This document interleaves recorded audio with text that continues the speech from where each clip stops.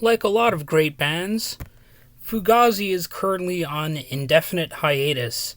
The band, which always appears to be self managed, no doubt influenced the sounds of countless other bands, with an obvious one being Nirvana. Despite a lengthy period of inactivity, vocalist and guitarist Ian MacKaye said that the band does still perform, albeit privately. Also, interestingly, in 2013, an instrumental album of Fugazi tracks was released featuring samples from all of Fugazi's songs. Based on this alone, I would not call the band finished, and there might be the possibility for some sporadic gigs or, dare I say it, a new album someday. We'll see. At the same time, members MacKaye, Guy Picciotto, I believe I pronounced that correctly, but if not, oh well. Well, there's also Brendan Canty and Joe Lally. They launched a variety of side projects over the years, including a few collaborations between each other, or the former Fugazi members, or, if you will, the current Fugazi members. And this includes the apparently most recent band called Koriki that features MacKaye and Picciotto.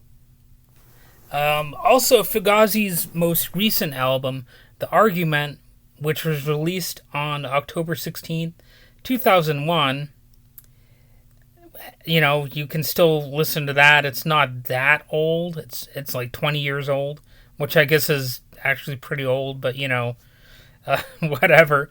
But if they're still planning on being publicly active, it does mean they have bigger gaps between releases than Tool, which is notorious for long gaps between albums.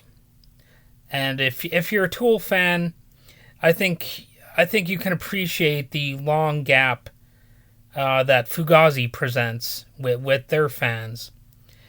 Anyway, since their inception, Fugazi has released 6 studio albums, an archive of live albums using a pay-what-you-want pricing system, a companion album soundtrack to their documentary film called Instrument. A great documentary, by the way. Go ahead and watch that sometime. And they also have 4 EPs, and the band seems to eschew the hit single format.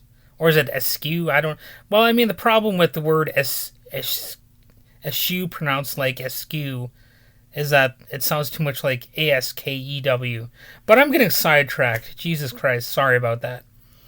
Anyway, not surprisingly, given their low-key approach to music making and non-reliance on the music industry, the group has won 0 Grammy Awards for any of its studio albums. Fugazi was also not inducted into the Rock and Roll Hall of Fame, nor included in Rolling Stone's list of the 100 greatest artists of all time or anything like that. And it's debatable who should be included in those kind of lists anyway, but I guarantee you there are some people out there who would think Fugazi belongs on a list like that, because they are actually pretty influential, okay? I think it's kind of like, even if you're not a fan of Fugazi, I think you can still admit that they're influential. Similarly to how I regard Kiss. Like, I'm definitely not a big Kiss fan, but I nevertheless can respect how influential the band is. I think the same thing can be said for Fugazi, which is more low-key than Kiss, so I think people tend to forget about them. Obviously, if you want to delve into the history of Fugazi, there are more comprehensive sources than myself, so don't let this brief summary box you in and make you feel like you know everything there is to know about them. Obviously you don't. I'm no expert. I'm not even the biggest fan of Fugazi. So go ahead and check the band out for yourself. Really, the best way to understand a band is to actually listen to them, right? So go ahead and do that. Hopefully you enjoyed this video. I don't see why you would. It's probably kind of a crappy video, to tell you the truth. I don't really care, though, so there's that. Anyway, have a good day.